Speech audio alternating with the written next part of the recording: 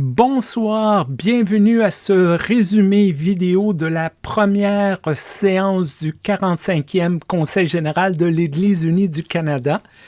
Je dis bonsoir parce que la séance a terminé il y a à peine 5 minutes, donc je vais vous livrer ça un peu à chaud. J'ai pris des notes dans mon calepin, alors j'espère que ce ne sera pas trop confus. Naturellement, la séance a débuté par un culte avec communion qui a été dirigé par celle qui est en charge de l'équipe de la liturgie, Miriam Spice, et la modératrice et le secrétaire général ont présidé la communion. Le tout s'est déroulé dans la chapelle des bureaux du Conseil général de l'Église unie du Canada. Donc, il y avait certaines personnes qui étaient là sur place et tous les délégués, tous les membres pouvaient suivre à travers la plateforme Chimes et le public pouvait suivre aussi sur YouTube, la chaîne YouTube anglophone de l'Église unie du Canada. Les autres séances aussi seront disponibles en diffusion live à travers la chaîne anglophone de l'Église unie du Canada. Une fois que le culte s'est terminé, il y a eu les motions habituelles pour les rôles et ce qu'on appelle parfois dans le jargon du métier les propositions habilitantes. C'était un petit peu long. C'est sûr, c'est la première fois que c'est un conseil général en mode hybride. C'est une nouvelle plateforme. C'est pas la même plateforme que lorsqu'il y a eu le conseil général durant la pandémie.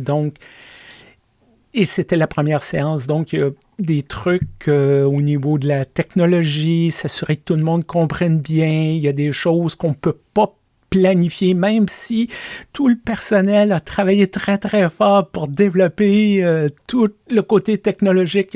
Il y a toujours des choses qu'on découvre lorsqu'on est dedans, mais quand même, les propositions ont été adoptées. On a fait comme une alliance pour l'ensemble du Conseil général sur ce qu'on appelle les Holy Manners, une façon de se comporter les uns envers les autres.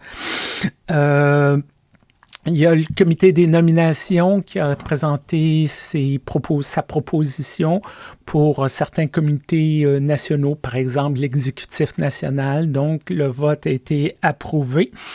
Et il y a eu environ 50 de minutes où les délégués ont été divisés en sous-groupes. C'est les sous-groupes qui vont pouvoir discuter des propositions samedi prochain. Dans ma prochaine vidéo, là, je vais vous expliquer tout ça encore une fois. Mais bref, pendant 50 minutes, les délégués se sont rassemblés en plus petits groupes pour commencer à se connaître, puis se discuter, puis se connaître un peu plus. Alors, dernier point important, j'allais oublier, c'était le dernier appel pour les gens qui voulaient déposer leur candidature au poste de la modération. Et il n'y a personne de nouveau, donc les candidatures sont fermées. Donc, nous avons 2 femmes et 3 hommes pour être modérateur ou modératrice de l'Église unie du Canada. Leurs profils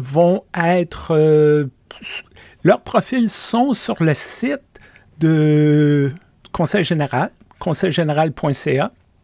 Et aussi, on va partager certaines vidéos qu'elles ont fait sur nos médias sociaux pour que tout le monde puisse apprendre à les connaître et voir qui sont ces personnes qui offrent leurs talents et leurs dons à notre Église.